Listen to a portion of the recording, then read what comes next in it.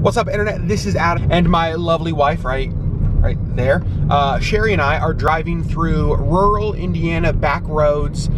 We're going to a lake cottage, but I thought I would make today's video about one of my absolute favorite things that exist in Indiana, and that is the Amish. Now, sometimes people think that I'm joking when I talk about this, and I absolutely am not.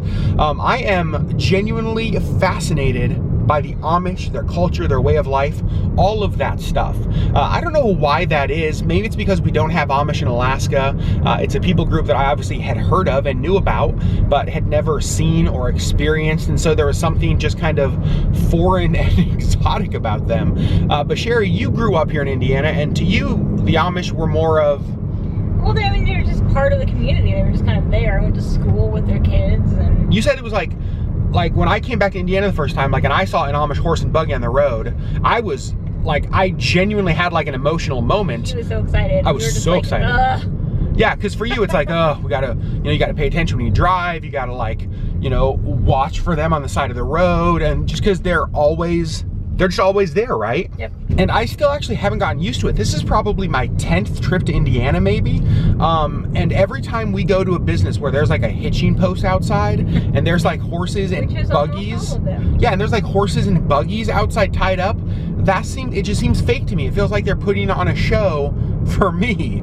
But that's not, I mean, that's just the way things are here. In fact, on one of my first trips here, it's one of my absolute favorite Indiana experiences. My in-laws knew my fascination with the Amish, and so through some sort of connection, actually got it so that we could have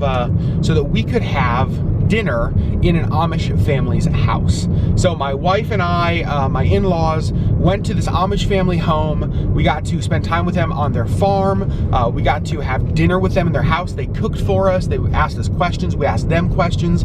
It really was an unbelievable experience in lots of different ways. One of the things I loved the most is they were walking us through their barn, and on the second floor of the barn, they have their hay loft, right? It's where they store their hay, I guess. And the hayloft. The hayloft was empty that time of the year, but as we're walking through the barn, we hear like this thud, thud, thud upstairs.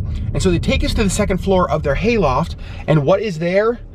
A basketball court, like hoops at each end of the barn, and these little Amish boys are upstairs in this empty hayloft playing basketball in Indiana. Making every shot. It was unbelievable. Like, it genuinely was like this surreal moment where it felt like, I don't know, it felt like it was exactly what you wanted to experience in Indiana, Amish and basketball. But then we also got to see some of the hard realities of Amish life. When we spent time with that family and they were asking us questions about Alaska, they asked us how we got here, because they thought Alaska was an island, right? And so you start to see that education was a huge issue. They only go through 8th grade. Yeah, Sherry told me they only go through 8th grade, which I didn't know. And obviously, their non-reliance on technology can cause some problems. One of the worst things I've ever seen in my life was our last trip to Indiana.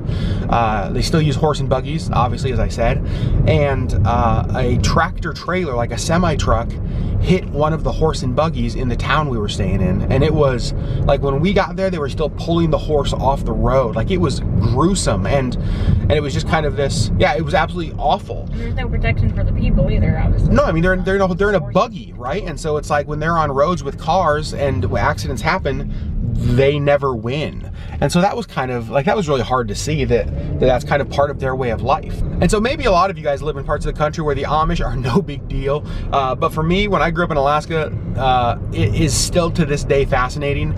In fact, every time I see an Amish buggy alongside the road or tied up at a hitching post, even the term hitching post, that sounds fake. Like, it was like the Wild West. I still want to pull out my camera and I want to take pictures of them, because it's just, I know they don't like you to take pictures because it's, what, vanity? It's vain.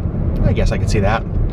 I do have a phone with like 300 selfies of myself, so they probably are right. But I also have lots of questions about the Amish lifestyle. Like, why did they choose that period of time to stop, right? Like obviously the Amish advanced technologically and all of that to a certain point in time. And then there's a time when they said, you know what, we're not going to advance anymore. Like this is where we're going to stop.